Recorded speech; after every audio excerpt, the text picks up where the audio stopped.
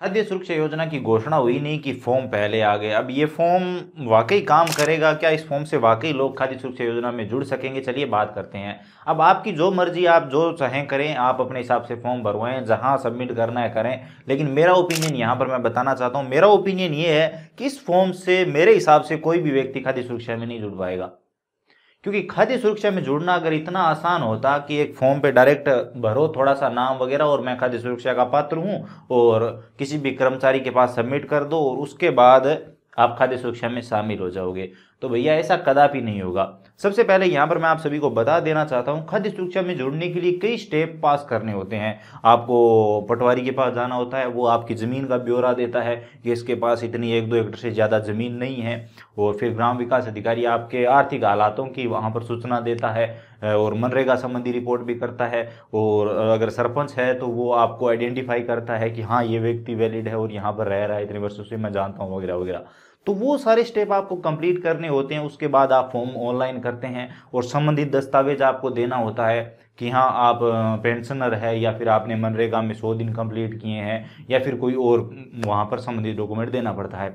उसके बाद वो फॉर्म अप्रूव के लिए जाता है, 2-3 अधिकारी उसे पास करते हैं। फॉर्म पूर्णतः वैलिड लगता है, सभी अधिकारियों की जो रिपोर्ट है वो अगर वैलिड लगती है तो वहां पर व्यक्ति को खाद्य सुरक्षा योजना में शामिल किया जाता है। तो लंबा प्रोसेस है काफी। और पिछली बार जब राशन कार्ड में नए नाम जोड़े गए थे, मान लीजिए पहले से किसी परिवार को खाद्य सुरक्षा का लाभ मिल रहा था और उसके बाद एक व्यक्ति को भी अगर उस राशन कार्ड में शामिल किया गया था तो उसके लिए भी यही सेम प्रोसेस रखा गया था।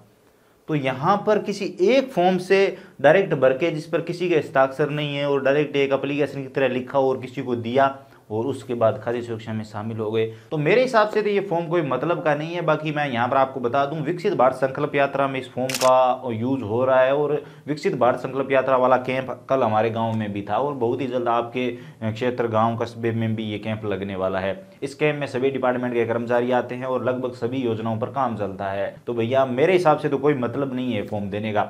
इसी के साथ यहाँ पर एक अपडेट ये भी सुनने को मिल रही है कि राशन डीलर भी नाम उन लोगों के लिख रहे हैं जिन लोगों को खाद्य सुरक्षा में जोड़ना है।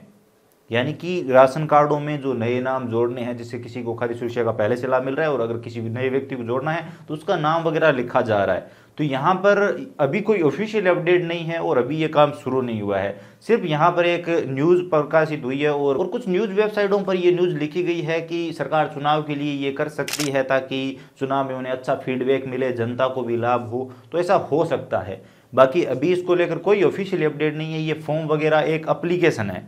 आप फॉर्म को अगर ध्यान से देखेंगे, समझने की कोशिश करेंगे तो ये एक एप्लीकेशन है। आपको ये बताना है कि मैं खाद्य सुरक्षा के लिए योग्य हूँ और आप मुझे खाद्य सुरक्षा में शामिल करने की कृपा करें और आप ये योजना शुरू करवाएं या फिर हमें खाद्य सुरक्षा में जोड़ें। तो इस फॉर्म से ये हो सकता है कि अगर ज़्यादा फॉर्म सही जगह तक पहुंचते हैं, सही कर्मचारी के पास पहुंचते हैं, पावर वाले व्यक्ति के पास पहुंचते हैं, तो हो सकता है इस पर कोई एक्शन लिया जाए और आने वाले टाइम में खाद्य सुरक्षा के फॉर्म शुरू हो जाए। बाकी इस फॉर्म से डायरेक्ट अगर आप ये सोच रहे हो कि मैंने फॉर्म भरा और मैं खाद्य सुरक्षा में शामिल हो जाऊंगा, तो भैया मेरे हिसाब से तो कदापि ऐसा नहीं होगा। बाकी आपको क्या लगता है? अगर आप एक नियमित धारक हो तो आप मेरी बात गहराई से समझे होंगे और मेरी बात से एग्री करेंगे। आपकी क्या राय है? अपनी राय कमेंट सेक्शन में जरूर दीजिए। बाकी इस फॉर्म को भर के इधर उधर भागने का मुझे तो कोई मतलब नजर नहीं आता।